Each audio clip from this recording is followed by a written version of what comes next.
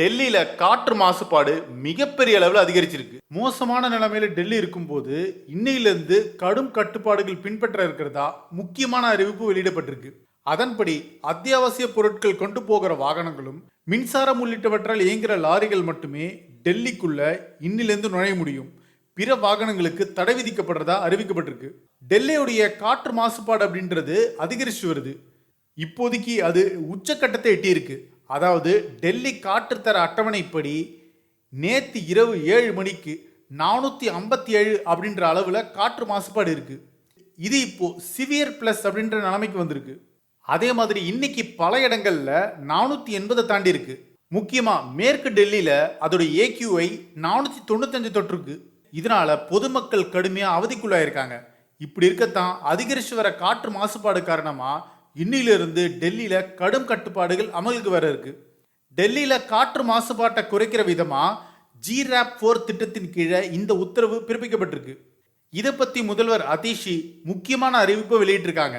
அதன்படி டெல்லியில இன்னையிலிருந்து 1ஆம் வகுப்பு முதல் 9ஆம் வகுப்பு வரைக்கும் ஆன்லைன்ல கிளாஸ் நடத்தணும்.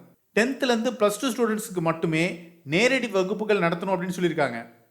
அடுத்த கட்டமாக அறிவிப்பு வெளியாகிற வரைக்கும் இதை பள்ளிகள் பின்பற்றணும் அப்படின்னு சொல்லியிருக்காங்க. அது மட்டும் இல்லாமல் இந்த GRAP-4 படி டெல்லிக்கு அத்தியாவசிய பொருட்களை கொண்டு போகிற வாகனங்களுக்கு மட்டுமே அனுமதி வழங்கப்படும். பிற வாகனங்களுக்கு தடை விதிக்கப்பட்டிருக்கு. மேலும் LNG, CNG, BS6, டீசல் அல்லது மின்சாரம் உள்ளிட்டவற்றை இயங்குகிற பிற வாகனங்கள் அனுமதிக்கப்பட இருக்கு. மேலும் நெடுஞ்சாலைகள், சாலைகள், மேம்பாலங்கள், மின்சாரத்துறை சார்ந்த பணிகள், குழாய் பதிப்பு உள்ளிட்ட பணிகள் முழுவதுமா தடை செய்யப்பட்டிருக்கு. மேலும் அரசு, மாநகராட்சி, தனியார் அலுவலகங்கள்ல 50% ஊழியர்கள் மட்டுமே பணியாற்ற அறிவுரை வழங்கப்பட்டிருக்கு.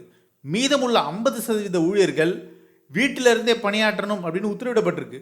டெல்லியை பொறுத்த வரைக்கும் ஒவ்வொரு ஆண்டும் காற்று மாசு மிகப்பெரும் பிரச்சனையை உருவெடுத்திருக்கு. டெல்லியை சுத்தி இருக்கிற மாநிலங்கள்ல வேளாண் செழிப்பா இருக்கு. விவசாய ஆண்டோடைய இறுதியில பயிர் கழிவுகளை எரித்து அழிச்சு புதிய பயிரிடலுக்கு தயாராவாங்க. இந்த கழிவு எரிப்பு மூலமா தான் டெல்லியில காற்று மாசு ஏற்படுது. காற்றுடைய தரம் அதாவது AQI 100 தாண்டினாலே அது சுவாசிக்க ஏற்ற காத்தா இல்லை. ஆனா டெல்லியை பொறுத்த வரைக்கும் எப்போதுமே ஆண்டு இறுதியில 400 தாண்டி இருக்கும். கடும் பனிமூட்டமும் காத்து மாசும் சேர்ந்து டெல்லி மக்களை வாட்டி வதைக்குது. டெல்லியில ஒவ்வொருத்தவரும் சுமார் 33 சிகரெட்ஸை புகைக்கிற அளவுக்கு காற்று மாசு ஏற்பட்டிருக்கிறதா ஆய்வாளர்கள் சொல்றாங்க. சுவாச கோளாறு, கண் எரிச்சல், மூச்சு திணறல் உள்ளிட்ட பிரச்சனைகளை ஏற்படுத்தி இருக்கு. குறிப்பா முதியவர்கள், குழந்தைகள், நோயாளிகள், கர்ப்பிணிகள் இந்த பிரச்சனையால கடுமையா பாதிக்கப்பட்டிருக்காங்க. மறுபுறம் விமான சேவையும் கடுமையா பாதிக்கப்பட்டிருக்கு. கடந்த ஒரு வாரமாவே டெல்லியில இப்படி பிரச்சனை போயிட்டு இருக்கு. அதனால டெல்லி ஏர்போர்ட்டுக்கு வர வேண்டிய 100க்கும் அதிகமான பிளைட்ஸ் தாமதமா வந்திருக்கு. இது இல்லாம டெல்லியிலிருந்து புறப்படுற 200க்கும் மேற்பட்ட விமானங்கள் தாமதமா புறப்பட்டிருக்கு. இப்படியா காற்று மாசுன்றது பல சிக்கல்களை ஏற்படுத்தியிருக்கு. காற்று மாசு கட்டுக்குள்ள கொண்டு வர பல முயற்சிகள் மேற்கொள்ளப்பட்டிருந்தாலும் கூட அவை எதுவுமே பெரிய அளவில் கை கொடுக்கல. ஸோ இப்படி இருக்கும்போது டெல்லி மாநகரத்தில் பல கட்டுப்பாடுகள் அரசாங்கமே விதிச்சிருக்காங்க. இதுக்கெல்லாம் ஒரு தீர்வு கிடைக்கும் அப்படின்னு பொதுமக்கள் நம்பிட்டு இருக்காங்க. இதை பத்தி உங்க கருத்துக்களை கமெண்ட் செக்ஷன்ல சொல்லுங்க. இது ஒன் இண்டியாவுக்காக ஆனந்தன்.